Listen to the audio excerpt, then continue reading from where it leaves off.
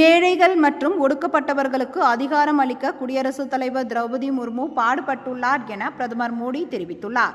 குடியரசுத் தலைவர் திரௌபதி முர்மு இன்று தனது 67வது பிறந்த நாளை கொண்டாடுகிறார். அவருக்கு இந்தியாவின் பல்வேறு மாநிலங்கள் சேர்ந்த அரசியல் கட்சி தலைவர்கள் வாழ்த்து தெரிவித்து வருகின்றனர். பிரதமர் மோடி வெளியிட்டுள்ள வாழ்த்து செய்தியில், குடியரசுத் தலைவர் திரௌபதி முர்முவின் வாழ்க்கையும் தலைமைத்துவமும் நாடு முழுவதும் உள்ள கோடிக்கணக்கான மக்களை தொடர்ந்து ஊக்கப்படுத்தி வருகிறது என்று தெரிவித்துள்ளார்.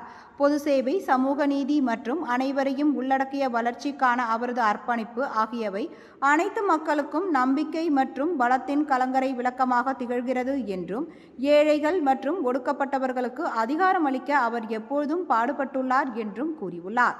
மேலும் மக்கள் சேவையில் நீண்ட மற்றும் ஆரோக்கியமான வாழ்க்கையை பெற கடவுள் அவரை ஆசீர்வதிக்கட்டும் என்றும் பிரதமர் மோடி வாழ்த்து தெரிவித்துள்ளார். முதலமைச்சர் ஸ்டாலின் வெளியிட்டுள்ள வாழ்த்து செய்தியில், குடியரசுத் தலைவர் திரௌபதி முர்முவுக்கு பிறந்தநாள் வாழ்த்துக்கள்.